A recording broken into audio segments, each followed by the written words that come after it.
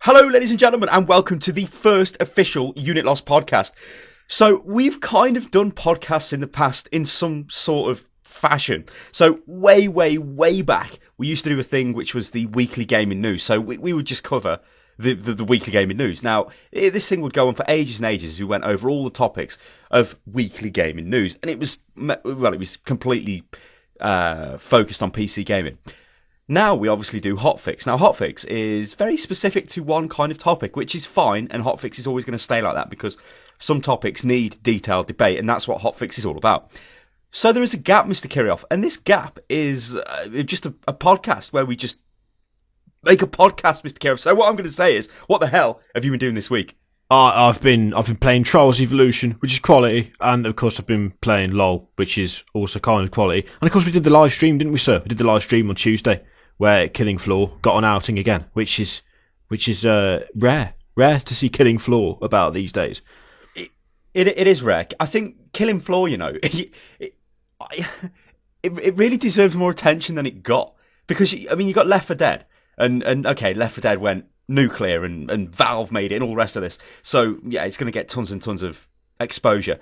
But then you had Killing Floor, which, I'll admit to this. I'm going to admit. So in the confession box here at Unit Lost, I had Left 4 Dead and Left 4 Dead 2. I never really played them all that much because, to be quite honest, I found them quite, not boring, but just very... I can't really explain what I'm trying to say. Very, limited. It kind of did the same thing every time, and it didn't really change. There wasn't really any kind of, major customization. I think you could pick weapons up, couldn't you, when you got to the end zones and stuff like that. And yeah, that was fine, and I sort of let them go. Killing Floor, I can't remember when that came out, but it was around about the same time. I totally didn't play it. I picked up Killing Floor last year. Now, if you search the channel, you will see videos me and Kirioff made, which are... I think that's when we picked up Killing Floor. Yeah. Because we couldn't believe the fact it had Cockney accents in it. All that, oh, you can't, you what, mate, you what, mate? Oh, we couldn't believe it. We were just totally laughing at that. But yeah, I think that is, it's I'm just going to say it. I think it's better than Left 4 Dead, simply because of the fact it's got all the Cockney accents in. I quite like the graphics are not too bad. I think it uses the Unreal Engine. But I like the shop, the fact you can buy stuff and give each other money and all that stuff. And there's loads of skins, my God. Yeah, it's just there's loads more customization, isn't there? And it makes it feel a lot less linear, because Left 4 Dead feels dead linear to me. It's just, here is the point at which you start, that is the end, run away from zombies, get to the safe room, that's it. Whereas in Killing Floor, it's you still need to move around, but it feels a lot more tactical as well, and you need to actually aim. Well, it feels weird. It's really weird, because isn't Tripwire a Texas-based company? And I think they make Red Orchestra, which is the realistic World War II shooter. And then all of a sudden they've made a Cockney zombie survival game. It's what the hell? It's totally random. You would never have expected that. Because some people may hate me for saying this, but I think Left 4 Dead is very much an American thing, a North American thing of it sits well with that audience. Obviously works with European audiences as well, but where Killing Floor is kind of, if you're English, you're going to love it. I think that's the problem. I'm totally loving it because I just can't believe. I just can't believe it's got Cockney English accents in it. I think that's just selling me down the river. There's Wayne Rooney references as well. So. I know there's Wayne Rooney. I don't think I can give you an example of another game which uses Cockney accents. Accents? Actually says... Of course. I kind of choked as I tried to say it. Accents. Cockney accents. God. Come on, son. What have you been doing this week? What have you been doing? Well, to be honest, a lot of my gaming has been done on the stream. So I started playing Starcraft 2 again. Now, this is kind of a funny story. Apparently, according to my little match history thing on my Starcraft 2 account, I've played 900 games of Starcraft. Now, I don't believe I have. Although Mr. Kirioff will say, well, you're an idiot. Of course you have. Because, well, I'll let him say it for himself. He is here. Well, the thing that gets me right is it wouldn't say that you have if you hadn't. And I think it counts everything. It must count everything. Crazy mod game, mods and custom game types and stuff like that Nexus one. Where you start out with a base each, and you spawn different units, and they just go into a massive battle. Yeah, Nexus Wars. Yeah. We used to play a lot of that. Yeah, it must count stuff like that as well. Because I don't think you've done like 900 solo rank games, because that would just be crazed. But I'm sure we must have played a load of it, like one way or another. Yeah, maybe a couple of hundred, but 900 really is like a bit crazed. I can't. I really don't know. But anyway, back in Wings of Liberty when the game first came out, this is like the very start of Unit Lost. This is as we first made the YouTube channel, and then we kind of we started to work out what we were doing with Unit Lost. But I was playing Starcraft 2 at the time. Now, so this is season 1, Wings of Liberty. I played it a hell of a lot. If you even look at the channel, there are a lot of Starcraft casts on the channel. Now, this is because I was really getting into Starcraft. And I think I got to rank 1 platinum, which was pretty good, considering I had no experience of StarCraft up until when StarCraft 2 got released. So that was pretty good. But then I just didn't play it because I'm going to use the excuse of Unit Lost and we've got loads of other games to play and all that stuff. But it kind of is relevant because of all the other stuff that we do. I didn't have the time to just say, hello, I'm back from work or whatever. Now I'm just going to play StarCraft for a couple of hours and that's going to be my entertainment. So I played it very, very rarely after season 1, literally all the way up until Heart of the Swarm's launch. So a couple of weeks ago. Now I played Heart of the Swarm this week, and I honestly, sir, was quite impressed with my first performance. Now things were happening, like it was some sort of weird muscle memory was going on. Like I was building things at the right time. I'd get my supply depot down. I'd have 16 SCVs as I convert the orbital command. I would have got my gas on 13. Things were going well like that, and it just seemed like I was spending all my resources. I was doing really well. And then, as ever, with StarCraft, it went rapidly downhill. But then that's the problem with the game, because you get too invested in it, so it takes too much power, mental capacity, to keep performing at a decent level, that you lose. And I got robbed a few times as well, which didn't help. Well, that's my problem with StarCraft. It requires far more concentration than I can muster. It's like I want to play it, but I know if I go online, I'll just end up either doing it obsessively until I lose a million games in a row, or I'll just collapse instantly. Fucked. You wouldn't. You'd be like, you play a few games, you'd be like, fuck this, I ain't playing this shit, and that'd be the end of it. We'll play a million games in a million years. What the hell? Oh no! When I first got Wings of Liberty, the first time I went on the ladder, I played it quite a lot. I was like, I had like a good couple of Then the first time I went on the ladder, I sat there for like 4.5 hours, and I won the first couple, but then I just lost. But then I just carried on, and I just kept losing, and I was like, no, it'll come back, and then it never did, and it was just like, look, I'm not doing that again. That was a horror show situation. I mean, it does take different. I think it takes different personalities. It really does. If you're going to rage, I mean, I rage when I play it, but if you're going to rage to the point of it's going to make you so bad, then you'll never get. You just keep losing. It's like, I mean, I know you play a lot of League of Legends, and I think the thing with it is like, LOL. When it came out, LOL had the bloody, you could play normal, unranked. Where the hell was that in StarCraft? It was like, no, go in the ladder, you wanker. It's like, what the fuck? So, I mean, honestly, what I used to do is I always played Terran because I sort of knew bits about Terran. And I'm going to honestly admit now, sir, that I don't think Terran is my best race, but I keep playing Terran because it was like, if I play Zerg, I'm going to lose because I'm not up to speed. But I think their mechanics would fit me better. As a play, like my play style is kind of more like I think I'm better at reactionary stuff.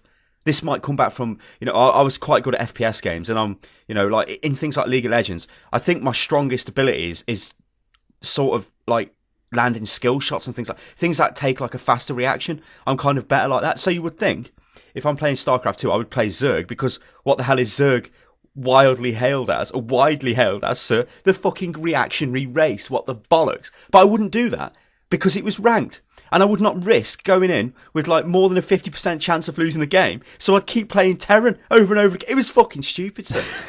Stupid. But now, because it's got the unranked thing, well, you can do that. Why wasn't that there at the start? But I think if LOL just had ranked, you wouldn't be playing LOL now. No, and I probably wouldn't. No. But this is it's crazy, isn't it? Yeah, I think, you know what? I think genuinely, I think part of it is that ranked creates like like an undeserved pressure. Like, it shouldn't matter. It shouldn't matter if it's ranked, really. It doesn't make any difference. I mean, what's the problem? Oh, no, I might lose internet points. Oh, God, what will I do? How will I feed my family? It doesn't matter. But for some reason, when you go into ranked, it's like, if you win, you gain stuff. You know, you get a little, especially at the moment with the league system on LoL. If I win, I gain like 21 league points. And I know I only need 100 to go up to the next league. It's like, oh, well, that's a few decent games. But then if you lose like 18. Whereas if you lose a normal game, it just doesn't show up in your profile. Like, it doesn't register on anything. A win is like, you get an extra little digit on your green number count. But a lose is just, once you've done another, like, 10 games, it's forgotten and lost. And ARAMs don't count, so you can push it off your profile really easily. It's like, ranked is just, it creates pressure, and it shouldn't do. And actually, you know what, before you're saying you're more of a reaction player, where you should probably play Zerg as opposed to Terran, I was going to say that I think is why you're dead good in mid on LoL, because you're dead quick at reacting to stuff. Like, you move about the map a lot, you know when things need to be pushed and when things need to be left alone, when to come and gank and things. And that's actually one of the reasons I started playing jungle, because I thought I'd be better at that if I played jungle a bit. And I've discovered that's not the case in LoL. I'm not more reactionary because I'm just using champions that are not reactionary, like I'm playing Vi and Skarner, and they're massively premeditated. I just wait in the bush and then run out like a maniac, kidnap someone, stuff them in the back of the van with Skarner, and then run away again. And they have to come with me, they've got no choice because I've grabbed them. I found that to be dead satisfying. Like, ridiculously satisfying. I don't do reactionary very well, but if I can get away with a premeditated mugging and a kidnapping, well, good lord, it's like the best thing in the world. Which is probably why I'm not very good at Starcraft. Get in me van, lads. Well, not lads. Here, kid. Get in me van. I've got some chubba chubs. Get in the van. Yeah, well, I think I think it's probably like the human condition, that is so. When you win, you feel your brain releases endorphins. It's like, oh yeah, I'm a winner. I mean, if you go and watch the stream I did of Starcraft 2 the other day, when I win, I look at myself and I'm like dancing around. I'm like, oh, yeah, and I put my hands up in the air because I know it really is an achievement to win. You're playing against somebody who, according to their, I think it's MMR in Starcraft or the ELO or whatever the hell, their internal rating, they are ranked the same as you, and you've just beat them. So that shows progression. You've beat them. Piss off, you're better than them. And that is like, oh yeah, love it. Everyone loves a bit of competition. Good lord. Although what I don't like about competition, Mr. Kirov, and this is very unsettling news I'm about to tell you, sir. Apparently, right, in primary schools these days, girls can play football with boys in the same team, right? And everybody plays just to play. Nobody plays to win. Now, when I was at school, right, I was quite good at football. My primary school, we won all of the regional championships for football. I won them, but whatever, we won them, right? We won the bloody the big high school in the area. We won their primary school five-a-side competition. And I scored something like 30 goals, and it was like ridiculous. I've got a medal for it. I've still got it. They even came and gave it to me they had a big like school assembly, and all the football team was standing at the front, and they came over to me and had this big like golden gangster medallion. I've still got it, and that was scoring shitloads of goals. And it's like, well, that's great. That they at that time they were rewarding competitive behaviour. You're a winner, son. Well done, and that's great. That's what we want to see. But now it's like, no. Let's get a. I'm not being sexist and saying women can't play football, because they most definitely can. However, if women play football with men, they will just get smashed. A woman is not a man. A man is physically stronger than a woman. Yeah, a man is designed for this type of stuff. A woman is not when she's playing against a man. You get what I'm saying? Would you want to tackle a woman? I wouldn't. I'd think I'm going to hurt her. I'd be like, again, this is the human condition, sir. I'd be like, I don't want to hurt the woman or the women. You want to look after them, don't you? You don't want to damage them, smash them. I what the fuck? It's so bad. I don't subscribe to that. I'm of the if you want to play with the men, be prepared. It's like women who just like get into fights with men and smash them in the face, expecting nothing to happen. No. You want to act like a man, you get treated like one. Of course, you're going to tackle them. What? What's their choice? Yeah, well, it's their choice. If someone comes to you and smacked you in the face and then just did nothing, you'd be like, you would not just go, oh well, since you're a lass, I shall allow you to punch me repeatedly in the mouth. You wouldn't do that, would you? You'd restrain the woman. You'd restrain them. But in like a sports situation, it's so weird, that is. I couldn't believe it. I was getting told this by some of my family members whose kids are like at school, and it's like I couldn't believe it. I just cannot believe this. So, what are we just going to end up with a generation of kids who this has gone massively off track, but whatever. It's like we're just going to end up with a generation of kids who just want to compete. Where are the winners? I mean, okay, I suppose there is a downside to this winning attitude. What about the losers who never win anything and continue not to win anything, and then they have problems later on in life? That's kind of bad. But I never had that experience, so I don't care. Yeah, but surely, if terrible. If you lose, then come on, it just inspires. You should just try harder. Well, it should be. Yeah, it should be. There should be a culture of, look, you've lost, so get better. So, like, going back to Starcraft and LoL and all that crap, I think deep down, that's what makes me play games like that, because it's the competitive nature of it, and the fact it's kind of one-on-one, whereas League of Legends isn't one-on-one. Although, it is at the start of the game, admittedly. And I played football. For those of you who don't know, I did play football at quite a high level until I got ill with Crohn's, which obviously stopped me from playing football. But then I ended up here at Unit Lost, so it's all well and good. That was a team game. And if anybody's played games with me, they can probably admit to this. But whenever I played football, I was the captain of the team, so I'd be shouting at people, telling them what to do. And I kind of do that when I play team games. The thing is, though, if I play League of Legends and I want to win, I could become the ultimate bastard, and I would start ordering people around, and that's not fun, really. Unless you are playing unless you are playing in a team to win. Not if you're playing with 5 of your mates. You do not want me sitting there going, "What the fuck is going on?" That would be bad. So it takes like an internal struggle for me not to say anything. If I play with a lesser player and I think, well, I'm better than you, but okay, I can kind of like, in the past, I wouldn't have never played with them, you know what I mean? But now, I think this is to do with getting older, Mr. Kirov. I'm like way more tolerant of it. I'm like, yeah, we're just having a good time and that's fine. But when I play StarCraft, because it's only me, it's like I can just go as crazy as I want, because it's a battle inside my head, sir. So when it's just like a group of people messing around, you get the kind of thing where it's like winning is important, but at the same time, you take stupid chances that you wouldn't otherwise do, and it can sometimes lead to amazing things. Whereas if it's like dead competitive, it's dead easy to get very secure and safe, and you don't want to take the risk, or someone will take control and it'd be like, well, maybe we should do this, and then the person who's taking control of the team goes, no, we won't do that. But actually, it could have been the right thing to do, but you just don't know, because it's like a little balance of power. But the lad with the loudest voice wins. Well, yeah, or the most power. I mean, you've got like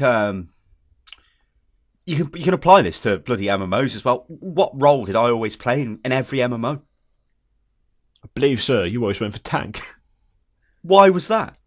So what does a tank do? Boss people around.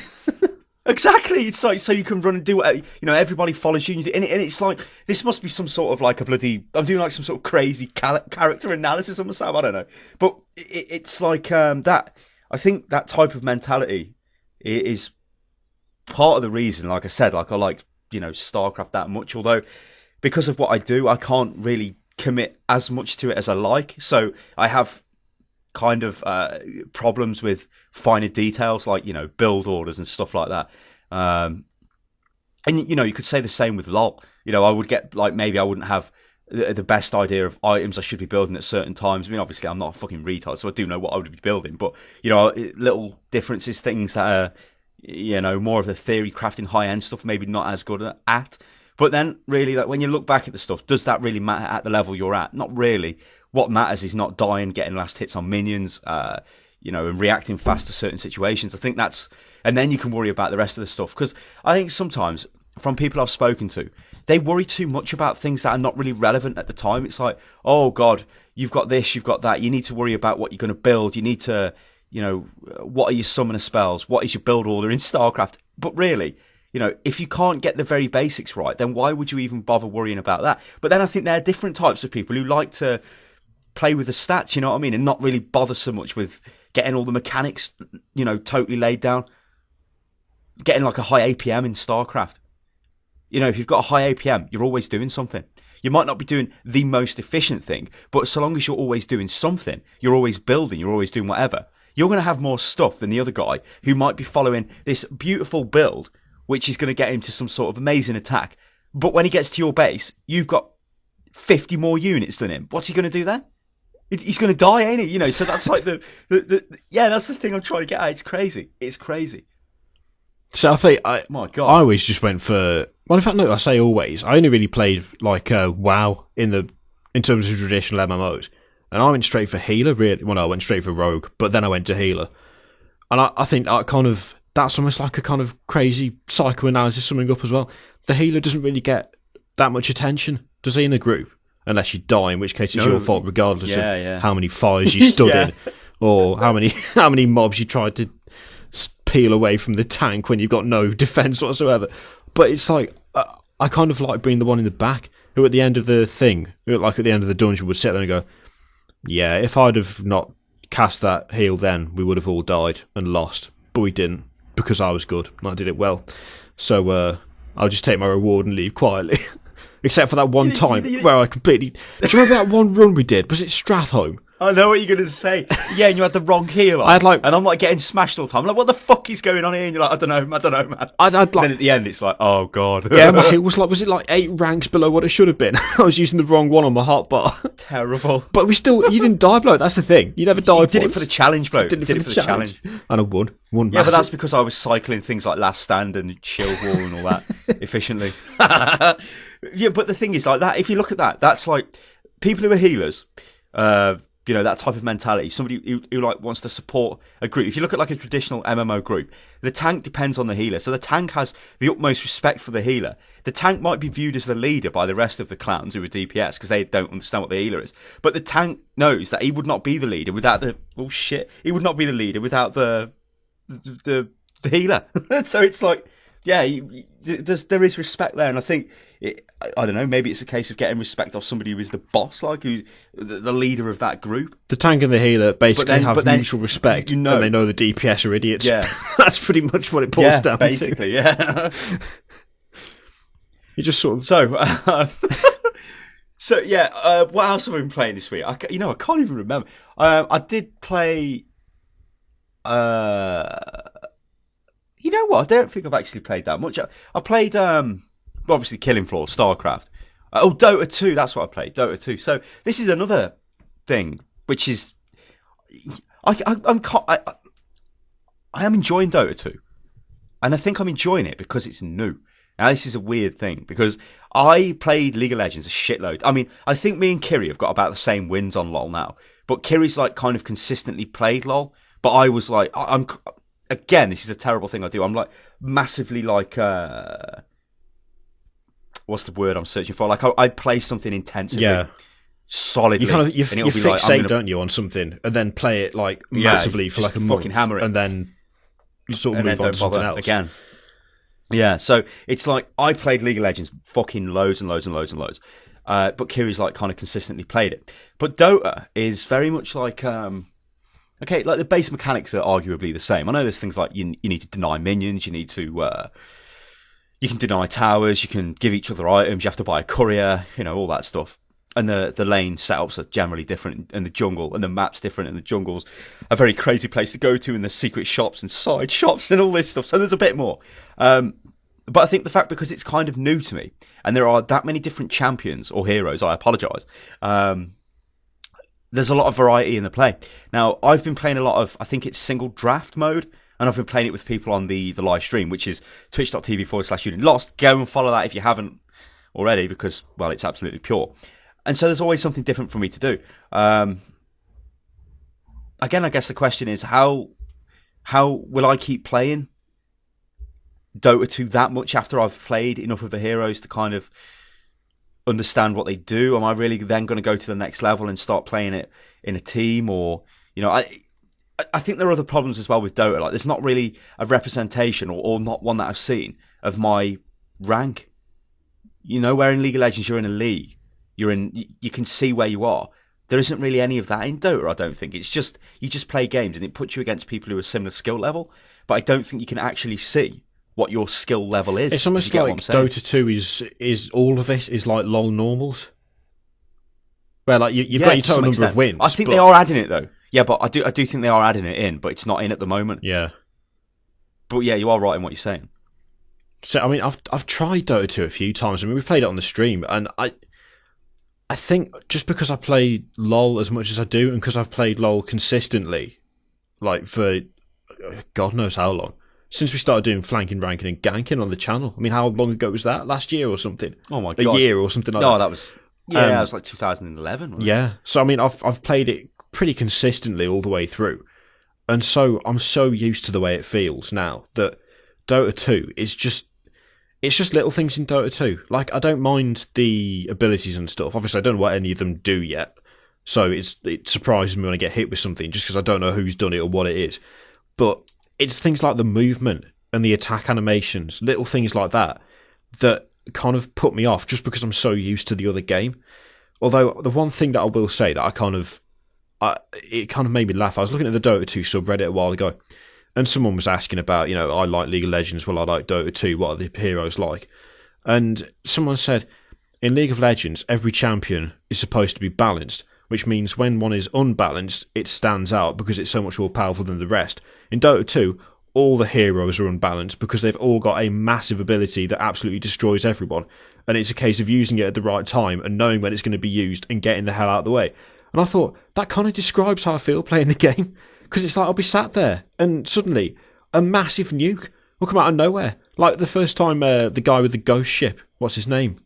Cuckoo. Oh, yeah. Kanaku or something. I can't remember his name. Captain Pugwash. Yeah. I was just minding... Captain Pugwash, Captain Birdseye. I was just minding my own business, and a massive ghost ship just came out of the jungle and smashed me in the face. And I had like half health, and he just killed me. And I was like, oh, what? Who the hell did that? Where did that come from? And he'd done it from like miles away, because he's got quite a range on it. And it's the same with a load of abilities in there, where every hero seems to have something where if you time it just right, you can just obliterate like 1, 2, maybe even 3 people. Like, just destroy them instantly. Well, it's as far as I'm aware, the way it works is you don't get items which increase your ability power, so like your spells do more damage or that type of stuff. The items will only increase your auto attack damage for everybody, but the items have got a lot of special effects on themselves, like so an item might have a whirlwind effect on it where it'll put somebody in a whirlwind and crowd control them, or hex or something like that, turn them into a frog.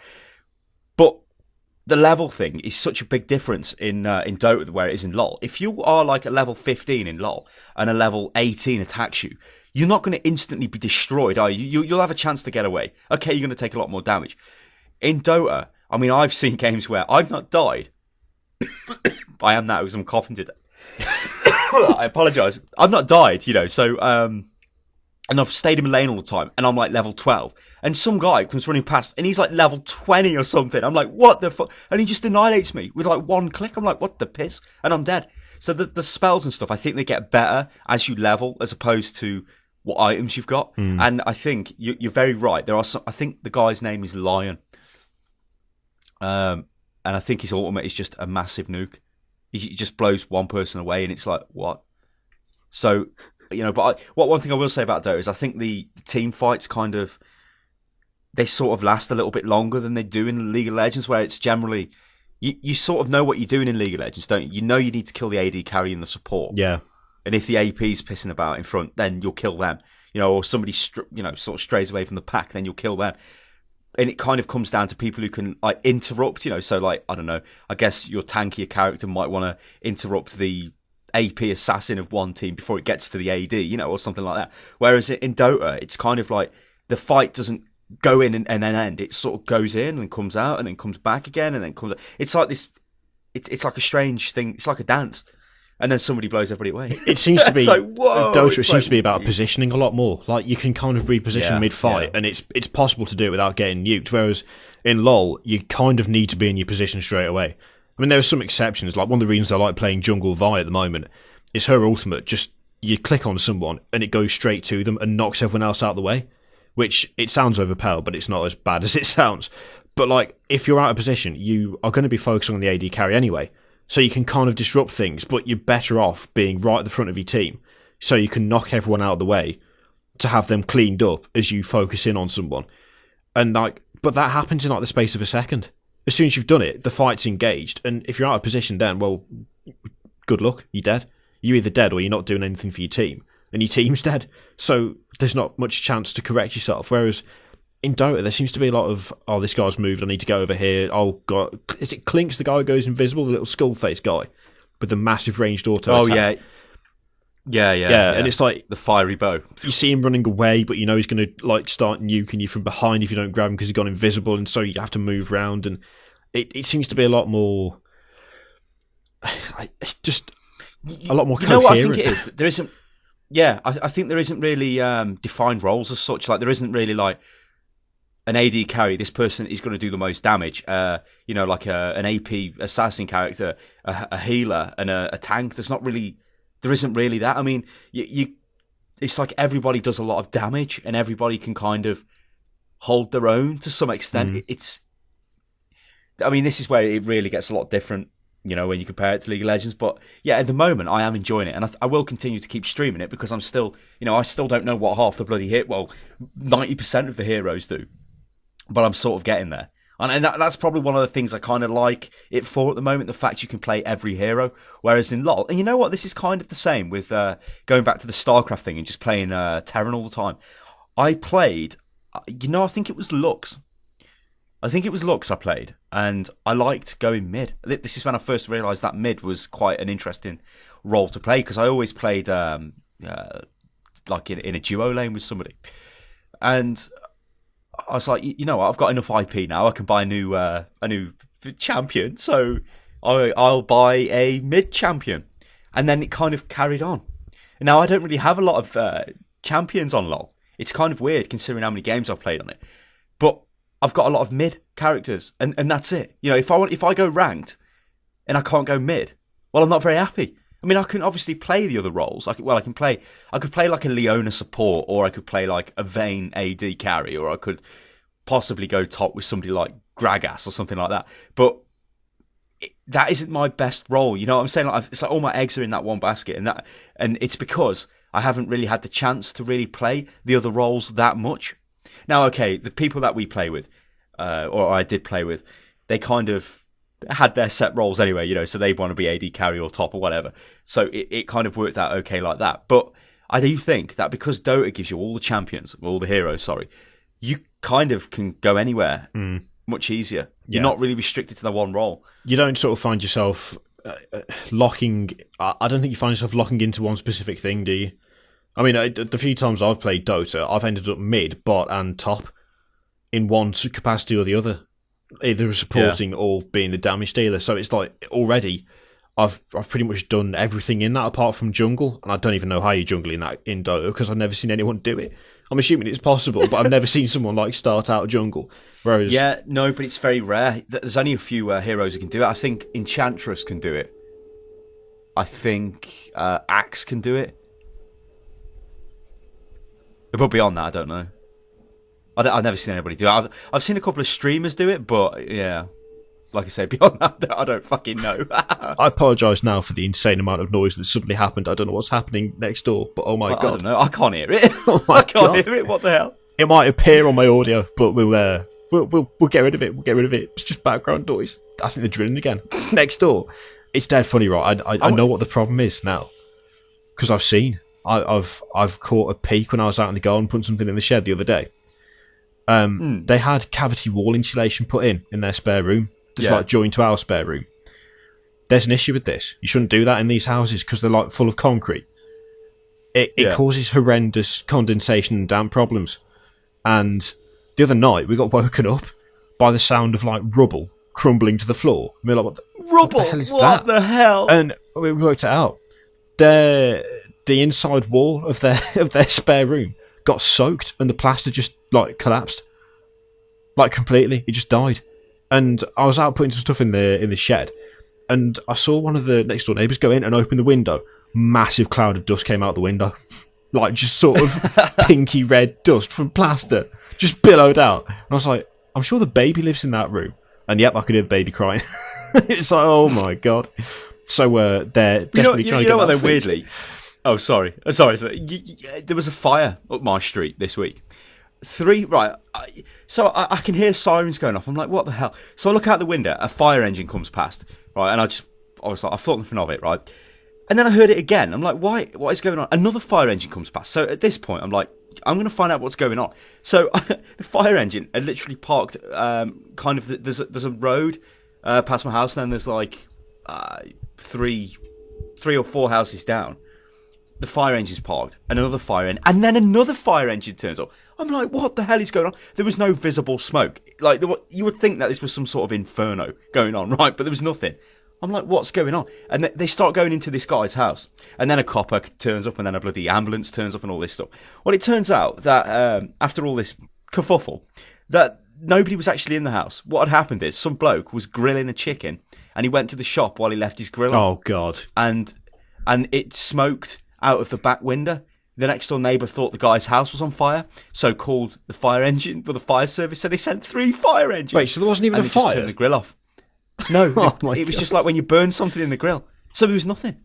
I mean, what the hell is that? How many taxpayer dollars were used on that? What the hell? 3 fire engines. A police car and an ambulance. Why was an ambulance there? Because someone left the fucking chicken know. grilling.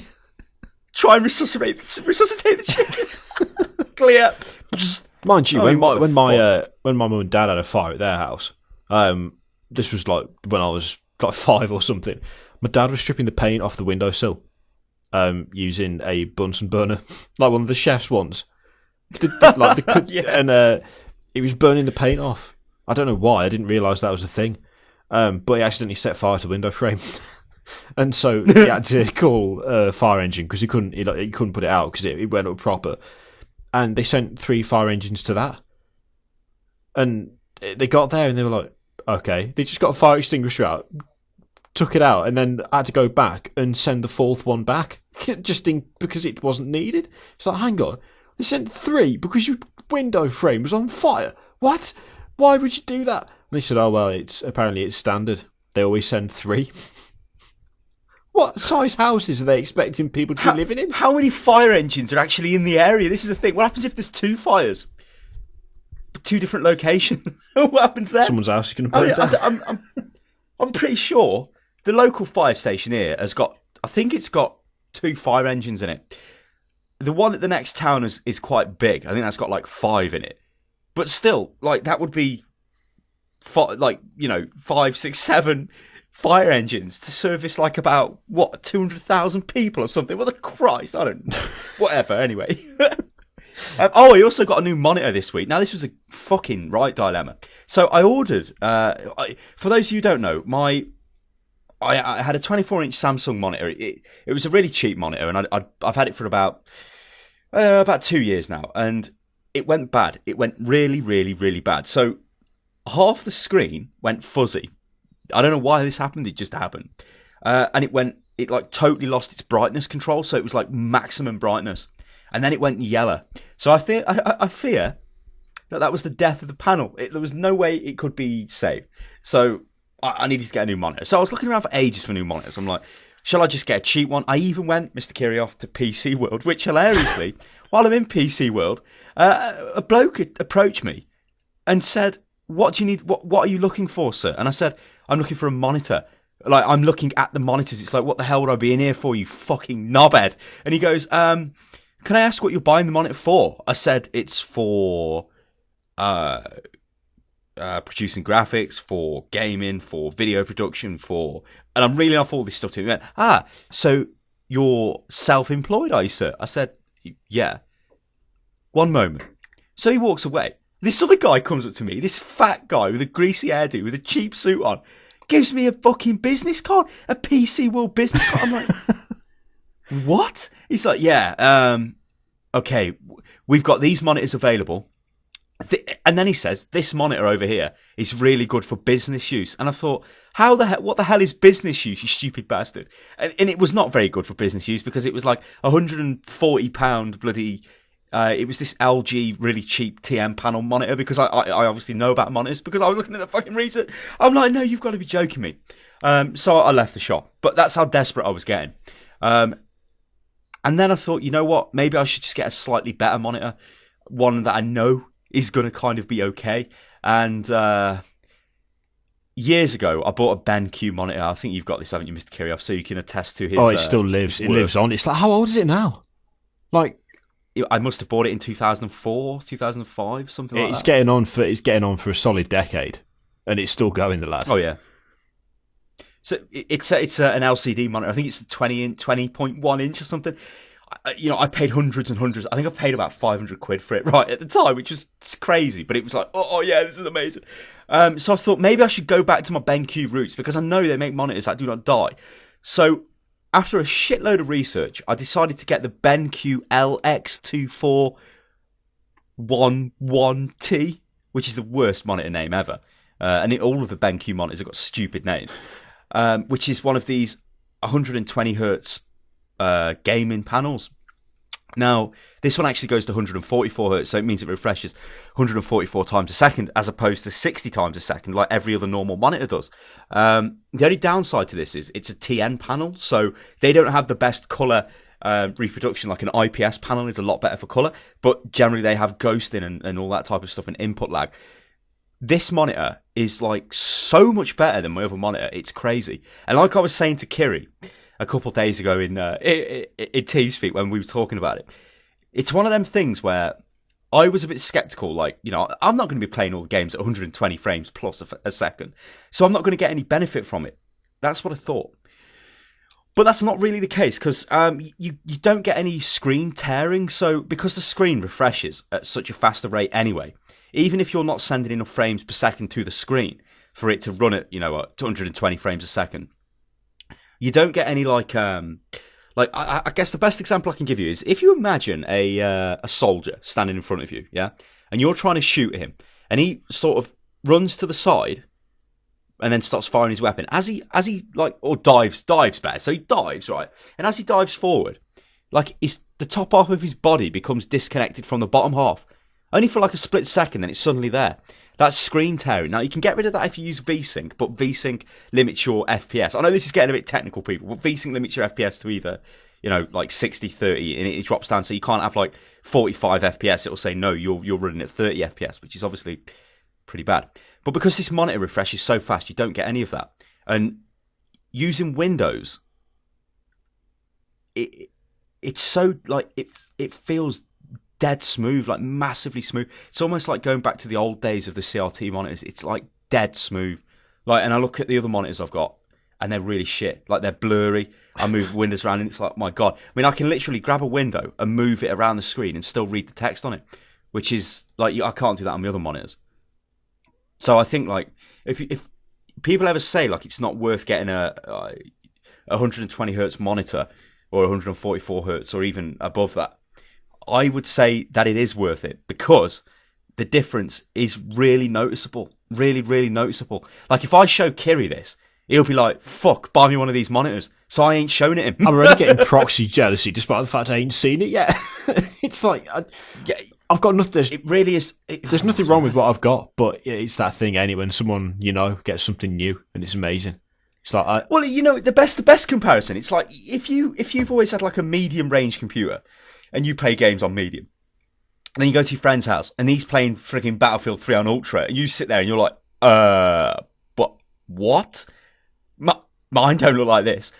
You've been stained then, son. You have, because now you're like shit. So then you need to have the same, and it's that type of thing.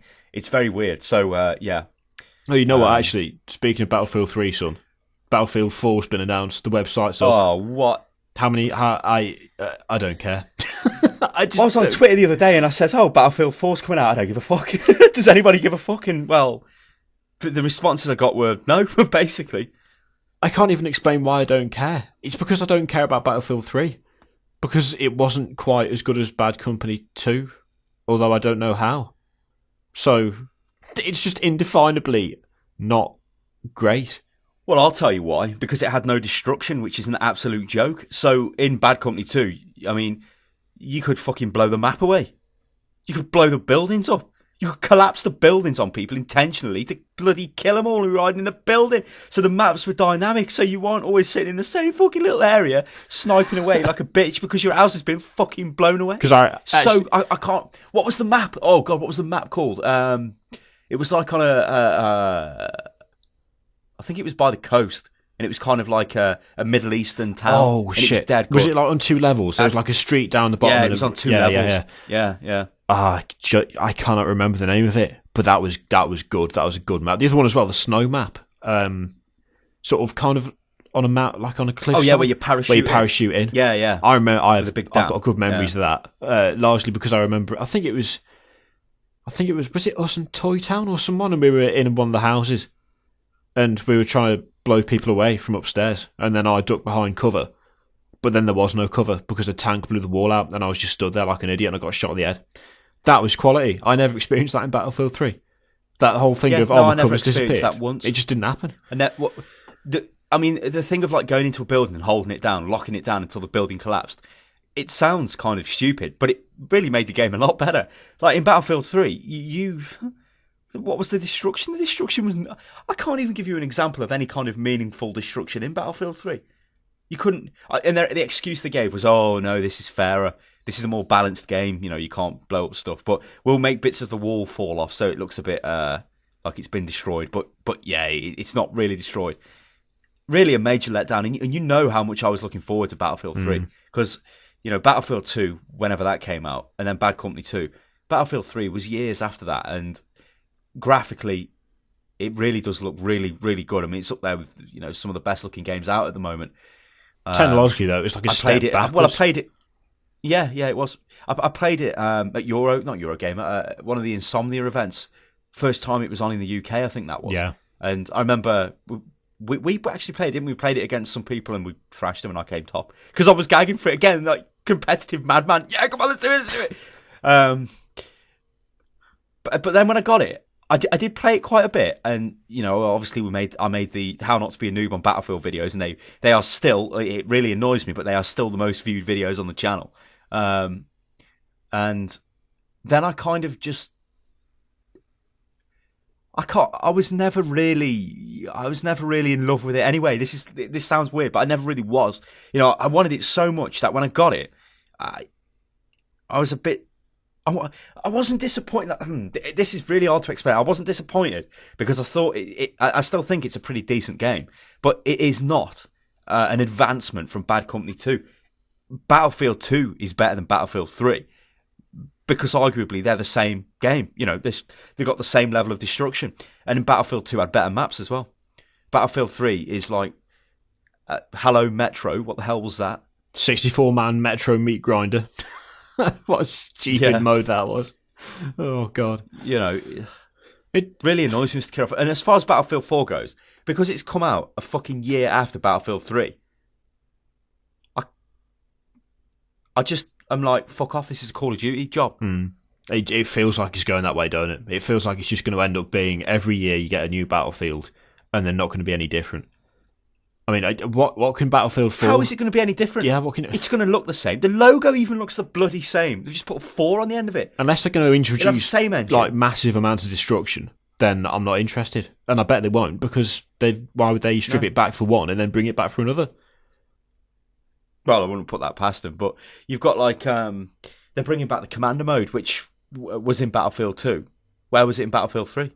Oh, we just saved that for Battlefield 4. It's like, fuck off. I mean, they did. Remember the not Call of Duty, the Medal of Honor War Face Fighter, whatever the bollocks that was called. That was like a terrible, terrible game. But I believe the original plan at EA was to release Battlefield, then a Medal of Honor game, then Battlefield, then a Medal of Honor game. But because Medal of Honor, they've said they're shelving it because it did so bad. I think they're just going to do Battlefield. And you know what? This is the same type of thing with Assassin's Creed as well, eh? That you've got the new one of that coming out already. It's like, what? So I don't mind that so much because year. Assassin's Creed 3 I did not like in any way whatsoever. So I'm kind of hoping that Black Flag's better. But to be honest, I'm not holding out a huge amount of hope because 3 was just massively disappointing. But then again, it's like, when they were talking about how they were going to do Battlefield, then Medal of Honor, then Battlefield, and then they said, well, no Medal of Honor because it didn't do very well. They seem to have overlooked the fact that the primary reason it didn't do very well is because it was a shitty game. It was just horribly linear, step by step. No, you can't go through this open doorway because it's not part of the script. It's like, why would you kill a franchise because you made the franchise bad? Medal of Honor games historically have been quite You good. remember Medal of Honor Allied Assault? Yeah, that was solid. That was a solid game. And then what did we get? War Fighter, War Face, War Mouth, whatever it is. It's just a terrible game. It's not their fault, is it? It is annoying.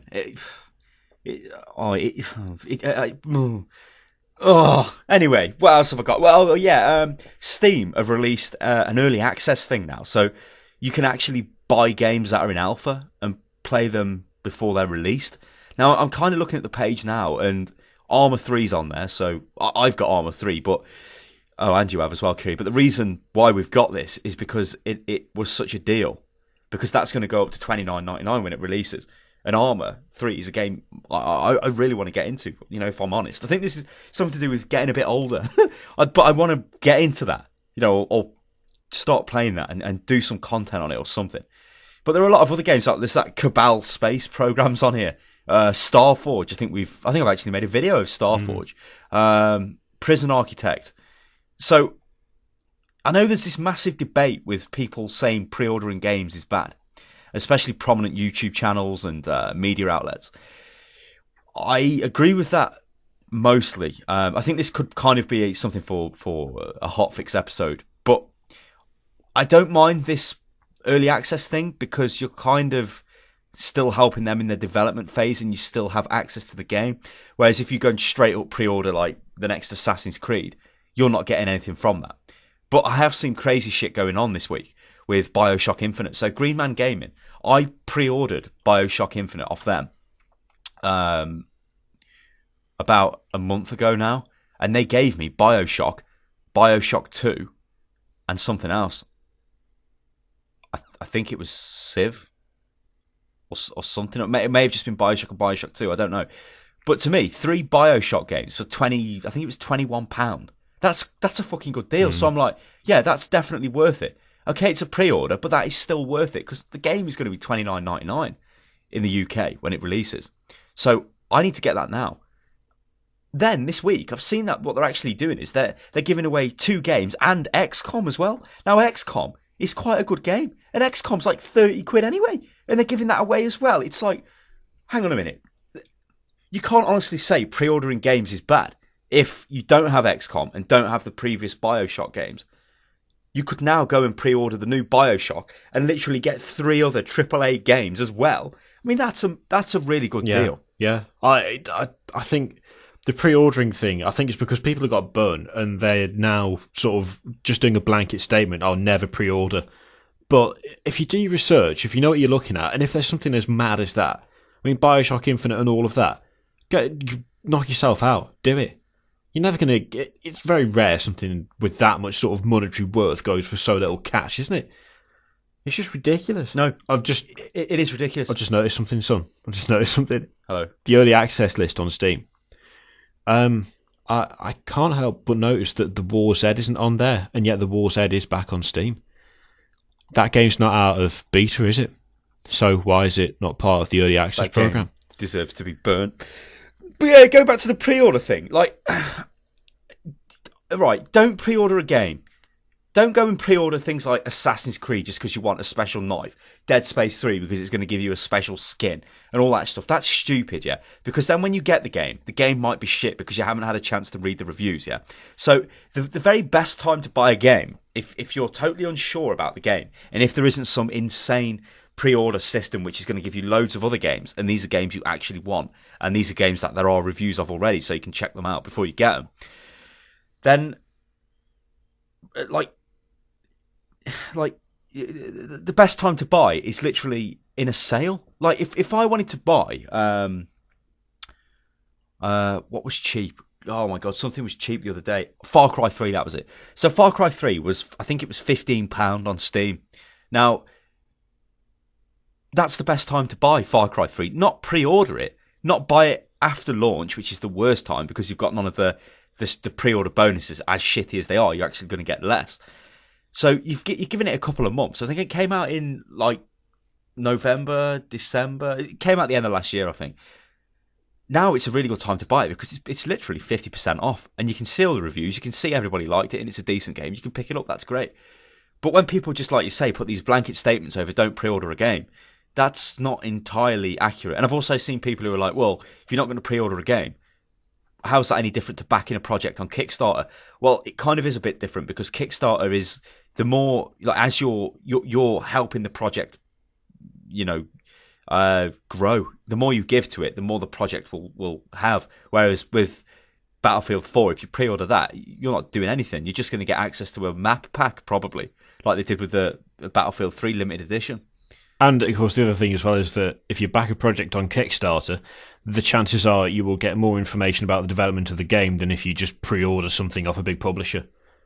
Because you're not going to get any extra information. They're not going to put anything extra in for you pre-ordering. They're not going to try and add in extra modes because you've pre-ordered.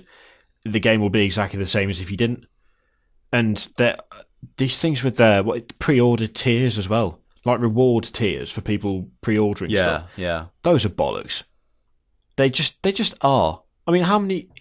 I can't even count the number of times there's been. We're nearly at the second tier of reward for pre-ordering. The game comes out in 2 weeks. We'll be able to get tier 3, and then there's no news on it. And then suddenly, like 2 days before release, tier 3's magically been unlocked. It's nothing to do with it. It's just marketing. It's marketing to attempt to get people to pre-order, so they've got the money up front. Yeah, and that's all it is.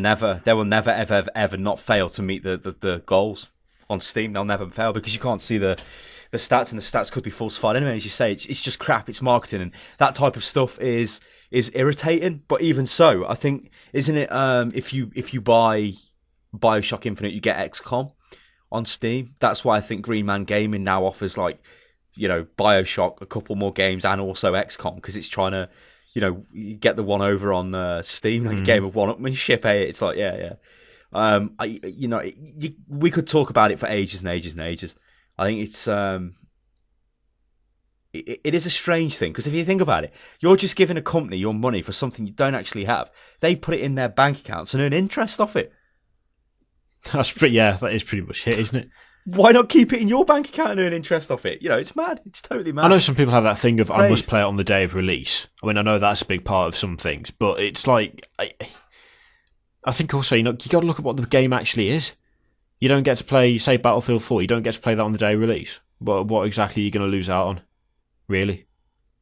What? Yeah, I mean, we're in a pretty unique situation because we run a gaming channel on YouTube, so it's in our interest to get games as fast as possible, so we can make our content out and be competitive as that's launched onto YouTube. So it is fairly difficult for us to be kind of like, objective, I guess, about giving advice on pre-orders and stuff, because obviously we want to get everything as fast as possible. And we fucking pre-ordered Aliens Colonial Marines, as terrible as it sounds, but it's just because we're going to make content on it, and it is our job to make the content to show people that the game is good or bad, and then hopefully prevent them from buying. So even though we have pre-ordered, we have reduced the number of pre-orders or game sales because we've showed what the game's about. So that's the difference, though, isn't it? It's like, for us, it's a case of we've pre-ordered so that we can tell you whether it's worth buying or not. Whereas if I'd pre-ordered Aliens Colonial Marines because I really wanted to play the game, for myself, I'd have been mental. I'd have gone absolutely spare. I'm literally trying to think back to when have I actually pre-ordered the game? Did we do Aliens versus Predators? Was that a pre-order? No. That was just bought off Amazon. Because that was an awful game as well. You know what? I think it was Battlefield 3. I literally think Battlefield 3 is the only game I can remember pre-ordering. And maybe Starcraft 2, actually.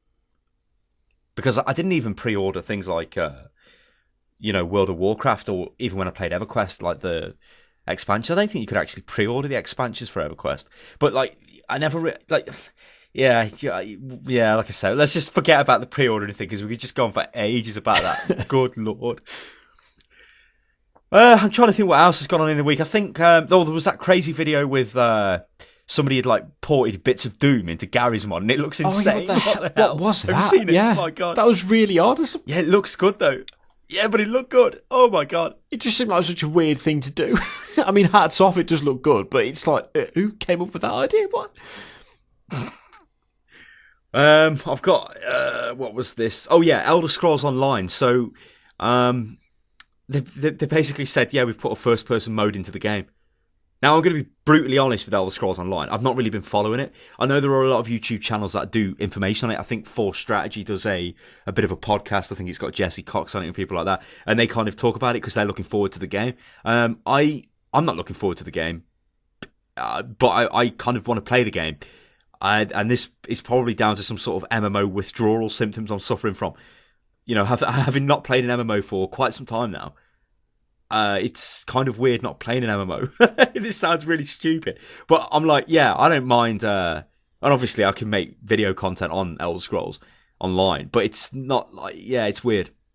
It's really weird. I have to admit, I just don't care. I'm just not fussed by it at all. I don't know anything about it. No, it failed to grab my attention. I know bits and pieces. It's one of those things where it started appearing in the news where it was like, oh, there's going to be Elder Scrolls Online. And straight away, a little part of me just thought, yeah, no, I don't really. Well, I was the same. As soon as I heard it, I was like, this is fucking bullshit. Because it's just a blatant attempt to cash in on the old MMO thing, which is kind of weird because it's a subscription-based MMO, I do believe. And, subscription-based MMOs don't tend to do very well. So, no. I mean, in fact, I was reading this morning, I was reading about, I think it's Terra Online. The Korean MMO, and that's got something like 5 times the population now because it's free to play than it had when it was, pay monthly. They're a thing of the past. I think really the only game which is really massively successful now through the subscription is obviously World of Warcraft. You've got your EverQuest and you've got things like that, but they're not massive games. They obviously make enough cash to keep them ticking over, and they do have free to play options on them now, but they're not. They're not WoW. WoW will never have a free-to-play element unless it's dying out. And the thing is that there are MMOs which are profitable with like 30,000 players. WoW's got like 10 million.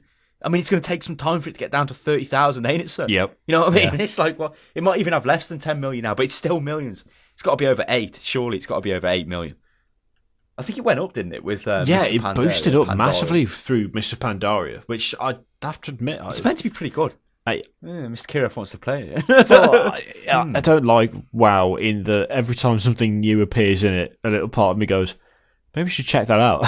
It's like I don't want to check it out because I know what'll happen. I'll end up subscribing to it again, and I'll play it for like a month, and then I won't go back to it because it's still the same game it was that I'd already left. Oh God! Every time Madness. that's the trap, ain't it? You go back every time, and every time it's exactly the same, but then you go back again. Oh. Well, I think we'll wrap this up now. So,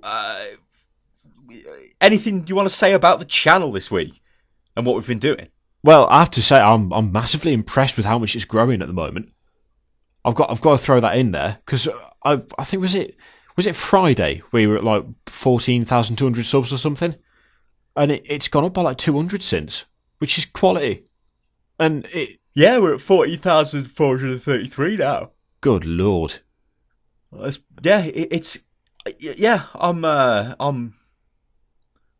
like, and this is going to be really controversial, but I don't like the new YouTube layout, but I think our channel looks absolutely quality. I've looked at other channels on, that use this new YouTube 1 layout, but ours really stands out. Yeah. I'm not blowing my own trumpet here because I've done all the graphics, but it's like, yeah, it really stands out. It really does. I don't know why. It does. And I think the new layout is definitely helping us with views and subs because it must be. Yeah, it must be. It's like as soon as that layout hit, suddenly everything just started going through the roof, like compared to what it was before. And they've been like I think there've been like protests and stuff out there from other people saying, "Oh, it's not working as well as the old one." I'd say it's working even better for us than the old one, and it does look good. And I know there's not a lot of customization you can do to it. But well, there's jack shit customization in there. Yeah, I think the thing is, like, you can sit here and you can slate channels and you can say, "I don't like this." Everybody does it. Nobody likes the new YouTube layout. We didn't like it, and we don't, and we made a very a good video which outlines the whole thing. We didn't hate the design. We just disagree with some things and agreed with a few things. But the effectiveness of the channel design is in the figures, really. And if the channel's doing better, then I'm not going to say it's worse because I want my channel to grow. I think there was a what does it say? The one thing it wants to focus more on the actual content, doesn't it? And the channel It's more about content and less about appearances. I think they said something like that. Which, to be honest, I don't see how anyone would have a problem with that. Because surely the whole point of YouTube is your content. I mean, call me crazed, but I thought the whole point of YouTube was you showing the videos you'd worked hard to make. Now, if the new layout focuses more on content and less on look at the fancy artistic picture I have in my background, then I'm okay with that because I think we produce really good content.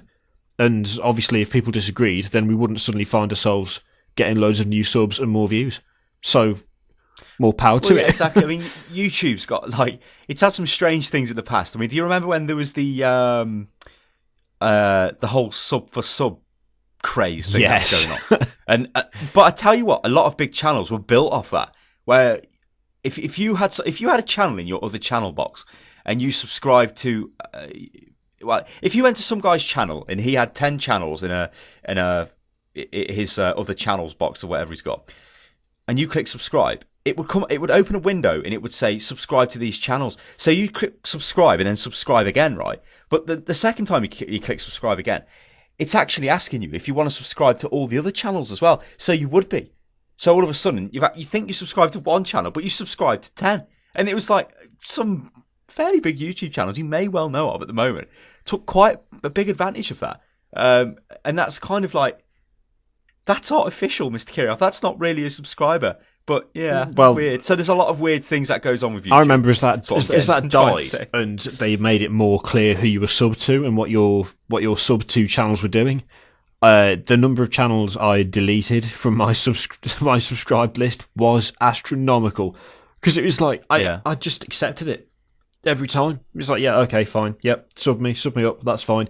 And then when it actually came to looking at all these things, I couldn't believe it. I was like, I only watch about 1/10 of the channels I'm actually subscribed to. Where the hell did the rest of this lot come from? And of course, they never got anything from me. They never got any views, they never got any likes, they never got any comments because I just ignored them because they were just there. You know, it was a very strange system because I think it helped some, but for most it was just artificially inflated stuff. So I'm not sad to see the back of that. And it doesn't look as good as it used to, the channel, but it looks better than a lot of the new ones, and it's working well. So hang on. I don't know because the old channel, I think it's just down to do with using this channel more and more. Like I said, I really like the look of the channel now. I think the banner looks well. You can see it's a Unit Lost channel. Our thumbnails look great and all that stuff. And I don't know, it really is growing on me. And if it's going to help more people to see our content, then I don't care, Mr. Kirioff. I will go with it all day long because that's what it's about. You know, if people are not seeing your videos, then what the hell? What the hell is that about? You know what I mean? Fuck that. Jesus Christ. So I think we'll kind of wrap this up. I don't think I've got anything else to say. Not at the moment, anyway. I've got nothing. I just desperately need a drink now because I forgot to bring one in with me when we started. No! I've been drinking tea, good lord. Although that went cold ages ago. But yeah, it's my massive Mr. T mug. If you've been watching the live stream, you'll see me with it. So yeah, I think this is a good idea. Because we kind of talk like this quite a lot anyway throughout the week. And why not record this and throw this out as a podcast over the weekend? Because, it doesn't harm anybody. And who knows, we could actually develop this even further. We could do like almost like a live podcast thing on our Twitch channel or even on YouTube.